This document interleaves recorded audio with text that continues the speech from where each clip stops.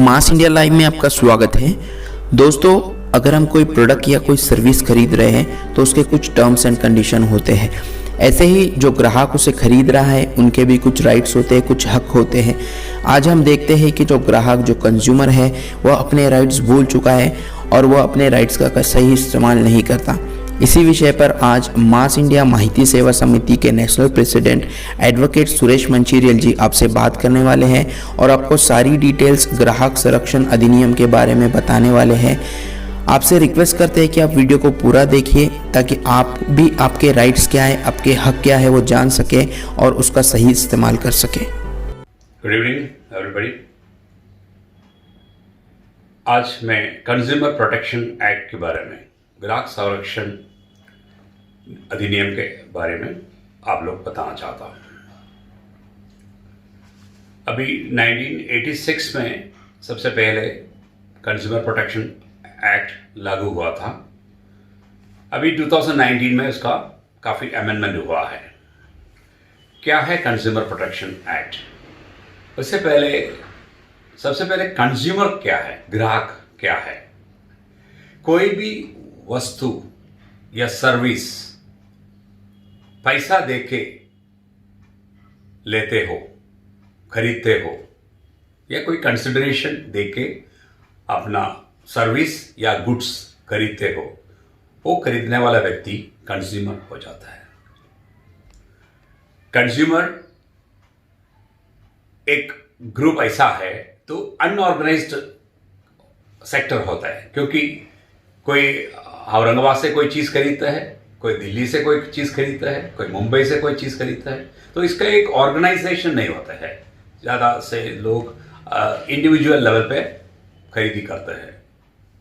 तो ये जो इसी कारण से तो इनको कंज्यूमर को या ग्राहक को काफ़ी एक्सप्लॉयटेशन होते हैं, उनको लूटते हैं, उनको परेशान करते हैं, ये सब चालू है। इसी कारण से कंज्यूमर प्रोटेक्शन एक्ट लागू हुआ था 1986 में।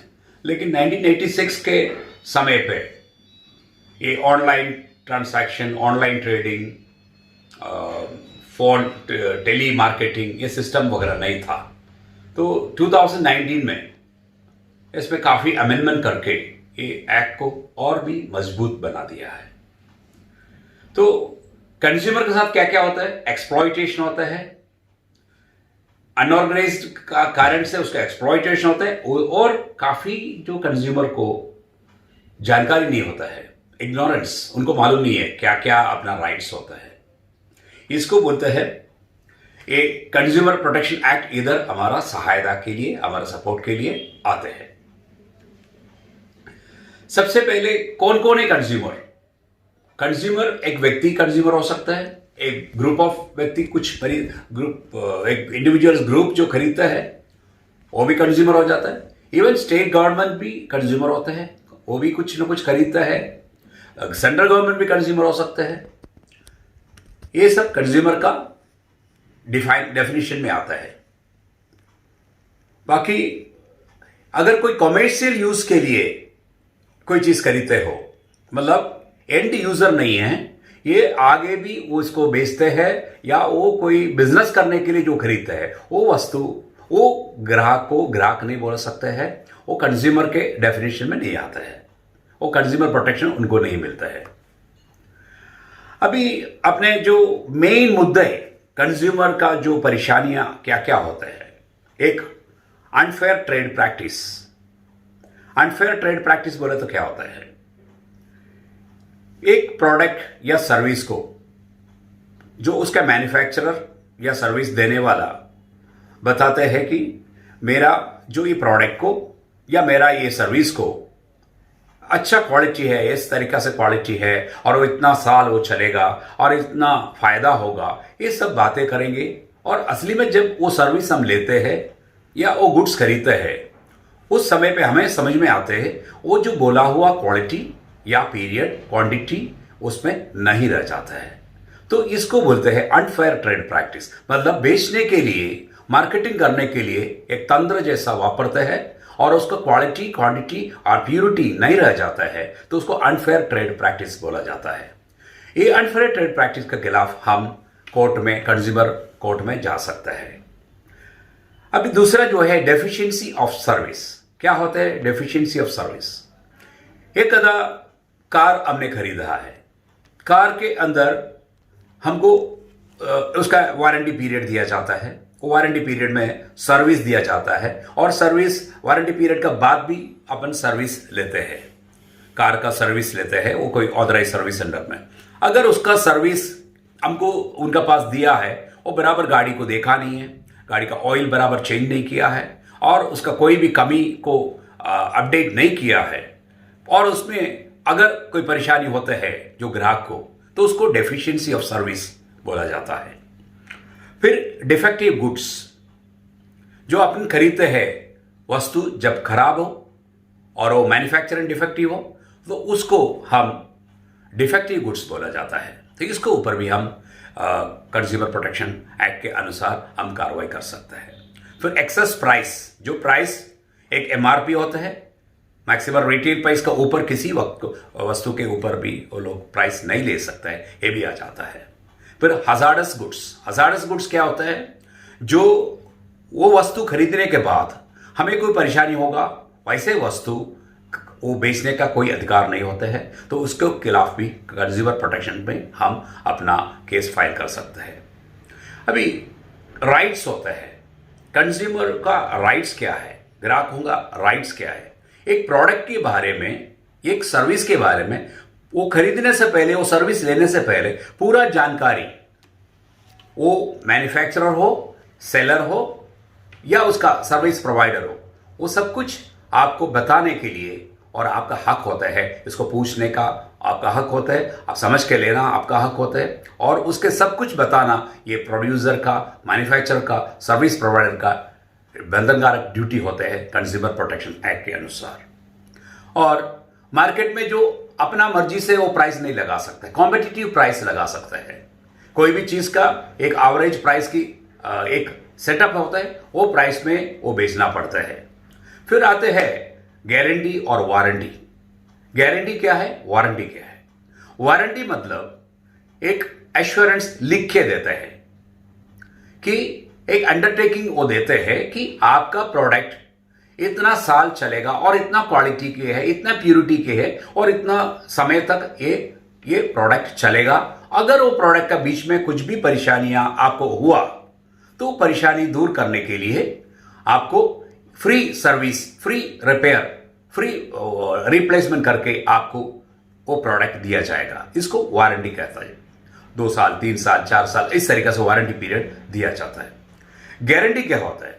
गारंटी एक प्रॉपर्टी, एक प्रोडक्ट की, एक सर्विस की एश्योरेंस होता है। हमारा ये प्रॉपर्टी या ये प्रोडक्ट, ये वस्तु, ये आइटम इतना क्वालिटी की है, इतना प्यूरिटी का है और ये यहां तक चलेगा, यहां तक इसका एक एश्योरेंस दिया जाता है। ये एश्योरेंस के हिसाब से अगर वो प्रोडक्ट नहीं होता है तो उसके ऊपर अनफेयर ट्रेड प्रैक्टिस का अपना कार्रवाई कर सकते हैं। ये अनफेयर ट्रेड प्रैक्टिस, क्योंकि सपोज एक कार खरीदते हैं हम, वो कार पहले 1.5 लाख किलोमीटर तक उसमें उसका बेल्ट बदलने का जरूरत नहीं है या और कुछ टूथ बेल्ट बदलने का जरूरत नहीं है, उसका पिस्टन बदलने का जरूरत नहीं है, कोई इंजन का पार्ट्स बदलने का जरूरत नहीं है। ऐसा कंपनी वाला, मैन्युफैक्चरर आपको प्रॉमिस करते हैं, इसको बोलते हैं गारंटी। अगर उसके पहले उसका बेल्ट, टूथ बेल्ट टूटा या कोई इंजन में कोई रिपेयर लगा तो उसको वो प्रोडक्ट जो उसने एश्योरेंस किया जैसा प्रोडक्ट नहीं रहा, उसमें मैन्युफैक्चरिंग गलतियां है, मिस्टेक है, वो लो स्टैंडर्ड प्रोडक्ट्स या पार्ट्स वापर के आपको दिया है और आपसे बताया गया है ये अच्छा क्वालिटी का है, असली में अच्छा क्वालिटी का नहीं है। इसको बोलते हैं अनफेयर ट्रेड प्रैक्टिस। इस तरीका से हमने unfair trade practice, deficiency service और हजार्डस गुड्स और इस तरीका से आपका कंज्यूमर प्रोटेक्शन का जो राइट्स है, ग्राहकों का राइट्स के बारे में बताया। अभी कंज्यूमर प्रोटेक्शन एक्ट 2019 में जो अमेंडमेंट हुआ उसके बारे में बताता हूं। जब से जो ऑनलाइन ट्रेडिंग शुरू हुआ काफ़ी दिक्कत लोगों को आना शुरू हो गया। किसी ने मोबाइल फ़ोन मांगा, परचेस किया तो उसको पत्थर पैकिंग करके आ जाता है, किसी को पुराना मोबाइल सेट आ जाता है। इस तरीक़ा से भी शुरू हुआ था। तो सरकार ने 2019 में एक कंज्यूमर प्रोटेक्शन एक्ट 2019 बोल के एक नया अमेंडमेंट रूल एक्ट शुरू किया है। उसमें ऑनलाइन मार्केटिंग को, टेली मार्केटिंग को सबसे अच्छा तरीका से उसको कंट्रोल करने का एक एक्ट में तरतूद किया है। इसके अनुसार एक CCPA, central consumer protection authority, central consumer protection authority, ये एक अथॉरिटी को नियमित किया है। ये अथॉरिटी अगर आपको कोई परेशानी होते हैं, जैसा अनफेयर ट्रेड प्रैक्टिस करते हो, डेफिशिएंसी ऑफ सर्विस देते हो, डिफेक्टिव गुड्स देते हो, हजार्डस गुड्स मतलब जो हानिकारक है, हेल्थ के हानिकारक जैसा कोई गुड्स बेचते हो, तो इसको विरोध में कंप्लेन करने के लिए एक अथॉरिटी, जैसा पुलिस जैसा एक अथॉरिटी, एक इन्वेस्टिगेशन टीम को दिया गया है। इसको बोलते हैं CCPA, central consumer protection authority. इनका मेन उद्देश्य है कंज्यूमर को प्रोटेक्ट करना, उनको अवेयरनेस देना और उनको जो कंज्यूमर एक्ट को एनफोर्स करना, कि लागू कराना वो नियम को। इस तरीका से कंज्यूमर प्रोटेक्शन के काफी बदलाव अभी नया अमेंडमेंट एक्ट में आया है। वो कंज्यूमर प्रोटेक्शन अथॉरिटी अगर आपने कंप्लेन लिख के दिया है तो उसके बारे में इंक्वायरी करेगा, इन्वेस्टिगेशन करेगा। इन्वेस्टिगेशन करने के बाद अगर उसमें कोई गलती निकला तो वो प्रोडक्ट बंद करने का, प्रोहिबिट करने का अधिकार है उन्हें। और उनका भाई एडवर्टाइजमेंट होता है, अभी फेयर एंड लवली बोल के कोई फिल्म स्टार्स एडवर्टाइजमेंट करते हैं कि वो पहन लिया, वो लगा दिया तो गोरा हो जाता है, गोरी हो जाते हैं। और अगर कोई काले लोग हैं, अगर गोरी नहीं हुआ तो एडवर्टाइजमेंट झूठा एडवर्टाइजमेंट होता है। ऐसे एडवर्टाइजमेंट को बंद करने के लिए भी और उसका प्रोडक्ट के मैन्युफैक्चर के ऊपर कार्रवाई करने के लिए भी, और उसमें जो एक्टिंग करते जो अभिनेत्री हो या अभिनेता हो उसका विरोध भी दंडात्मक कार्रवाई करने के लिए इवन जेल में भी डालने का तरतूद ये नया अमेंडमेंट एक्ट में किया है। इसलिए क्या होता है कि एक अदर प्रोडक्ट के बारे में अभी आप लोग को, जनता को यह ध्यान देना चाहिए, जब भी कोई प्रोडक्ट्स मार्केट में आते हैं उसका एडवर्टाइजमेंट करते हैं। अभी अक्षय कुमार, मैंने कल देखा है अक्षय कुमार का एक एडवर्टाइजमेंट देखा है, सिर्फ 300 रुपया महीना दिया तो उसको 1 करोड़ के इंश्योरेंस मिल जाते हैं। एक्चुअली क्या होता है, इसके जब मैंने इंक्वायरी किया है तो 60 साल वालों के लिए नहीं है और यंगस्टर्स को है, ऐसा उसका डिफरेंस बताया। ये छुपा के एडवर्टाइजमेंट करने के लिए अक्षय कुमार ने इस तरीका से 300 रुपया भरो महीना और 1 करोड़ का इंश्योरेंस लेके जाओ। एक गलत एडवर्टाइजमेंट है। इसमें एक्चुअली कंप्लेन किया तो अक्षय कुमार के ऊपर भी कार्रवाई होगा, जो इंश्योरेंस कंपनी के ऊपर भी कार्रवाई होगा, क्योंकि वो एक मिसलीडिंग एडवर्टाइजमेंट कर रहा हो, जो जनता को मिसलीड करके, क्योंकि वो एक्टर है, एक्टर को बहुत लोग फॉलो करते हैं, तो एक्टर का फॉलोइंग के अनुसार उनको बहुत लोग मानते भी है, वो जो बोलते हैं उसको विश्वास करते हैं और वो खरीदना शुरू कर देते हैं। तो एक्चुअली 60 साल के लोगों को वो इंश्योरेंस नहीं मिलता है, मतलब सीनियर सिटीजन को वो इंश्योरेंस नहीं मिलता है, और वो फिर भी वो बोलते 300 रुपया भर दिया, महीना भर दिया तो 1 करोड़ रुपया, महीना 300 रुपया भरो। ये गलत एडवर्टाइजमेंट है, मिसलीडिंग एडवर्टाइजमेंट बोला जाता है। इस तरीके से एडवर्टाइजमेंट के खिलाफ भी हम कार्रवाई कर सकते हैं। ये कानून में, जो नया कानून में ये तरतूब दिया है।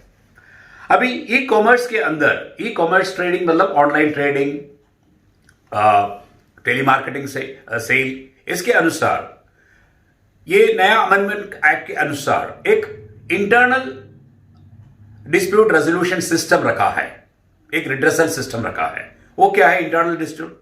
अगर कोई प्रोडक्ट खराब निकला तो सबसे पहले अमेजोन से हम खरीदते हैं, तो अमेजोन को आपको लिखना है कि आपने जो खरीदा प्रोडक्ट खराब है, तो 48 घंटे के अंदर आपका जो कंप्लेन को उसने एक्नॉलेज करना चाहिए और अगले 30 दिन के अंदर आपका वो उसको रिजॉल्व करना चाहिए। जो भी आपका जो प्रॉब्लम है उसको सॉल्व करना चाहिए, आपको रिफंड करना चाहिए या प्रोडक्ट रिप्लेस करना चाहिए, और उसका जो भी सोल्यूशन आपको करके देना चाहिए। नहीं किया तो आपको फिर कंज्यूमर फोरम में, कंज्यूमर प्रोटेक्शन फोरम में आ सकता है। अभी कंज्यूमर फोरम क्या होता है?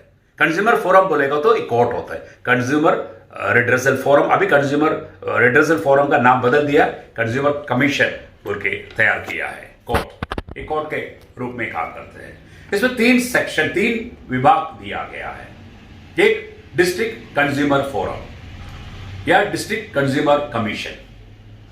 डिस्ट्रिक्ट कंज्यूमर कमीशन में डिस्ट्रिक्ट जज की लेवल की डिस्ट्रिक्ट जज के लेवल के कोई जज उसमें प्रेसिडेंट का रूप में काम करते हैं और 3 लोग उसमें मेंबर रहते हैं। 1 करोड़ तक जो भी व्यवहार, जो भी बिजनेस, जो भी वैल्यू है, वो 1 करोड़ तक जो मैटर्स डिस्ट्रिक्ट फोरम में आप कंप्लेन कर सकते हैं। जो 1 करोड़ से ऊपर 10 करोड़ तक स्टेट कंज्यूमर कमीशन में आप लोगों को केस चला सकते हैं। इस तरीका से नेशनल कमीशन जो है 10 करोड़ के ऊपर, 10 करोड़ से लेके कितना भी हो तो नेशनल कंज्यूमर कमीशन के सामने ये मैटर चलेगा। इस तरीका से ग्राहकों को हर तरीका से प्रोटेक्शन दिया जाता है। लेकिन क्या होता है, काफी लोगों को इसके बारे में जानकारी नहीं है और जब भी इस तरीका से मैटर्स आते हैं, आप लोग उसमें सबसे पहले सीसीपीए कंज्यूमर प्रोटेक्शन अथॉरिटी का सामने कंप्लेन करो, तुरंत कार्रवाई कर लेते हैं लोग। वो कार्रवाई होते, अगर आपको कार्रवाई से सेटिस्फाइड नहीं है तो आप कोर्ट में भी जा सकते हैं, कंज्यूमर फोरम में भी जा सकते हैं। और सीसीपीए भी जैसा पुलिस कार्रवाई कोर्ट में फाइल करते हैं, जैसा सीसीपीए कोर्ट में कंज्यूमर कंप्लेंट भी फाइल कर सकते हैं आपके लिए या आपका कंप्लेंट के अनुसार। अब कोई भी पब्लिक इश्यू के पब्लिक कंप्लेंट्स आते हैं, जैसा एडवर्टाइजमेंट्स आते हैं, झूठा एडवर्टाइजमेंट आता है, कोई प्रोडक्ट्स की मिसलीडिंग एडवर्टाइजमेंट आते हैं, इसके बारे में जानकारी देके हर कंज्यूमर्स कंप्लेन करने को सीखो। कंप्लेन करे तो आप लोगों को कोई परेशानी नहीं होगा। और सबसे पहले लास्ट एक बात आपको कहना चाहता हूं, आप जब भी कोई चीज खरीदते हैं, एक कंज्यूमर कंप्लेन करने के लिए आप उसका बिल, उसका इनवॉइस, उसका कैश मेमो जो भी हो, आप उसको लेना बहुत जरूरी है। आप उसको टैक्स बचाने के लिए उसका अगर बिल नहीं लिया, आपका प्रोडक्ट के ऊपर कुछ भी परेशानी हुआ तो आप वो केस नहीं कर पाएगा। इसलिए बिल लेना, इनवॉइस, बिल या कैश मेमो, जो भी चीज आप गुड्स और सर्विस खरीदते हो, उसका बिल आपका पास रखिए और बिल के अनुसार उसका जो प्रोडक्ट का डिटेल आपको मिल जाता है और गारंटी दिया जाता है, वारंटी दिया जाता है और क्वालिटी, प्यूरिटी और उसका ड्यूरेशन, ये सब कुछ दिया जाता है। उसका अनुसार अगर नहीं मिला है और आप सेटिस्फाइड नहीं है, जब आपने कोई चीज को पैसा देते हैं, वो पैसे का जो उसका उत्पन्न का मैचिंग होना चाहिए। ऐसा नहीं आपने पैसा दिया और वो काम का नहीं है। तो इस तरीका से जो होते, इसके विरोध में कंज्यूमर प्रोटेक्शन फोरम में जाके अपना जो भी परेशानी को दूर करना चाहिए। ये मैं आज का दिन कंज्यूमर प्रोटेक्शन फोरम या कंज्यूमर एक्ट के बारे में बताना चाहता हूँ। थैंक यू, धन्यवाद।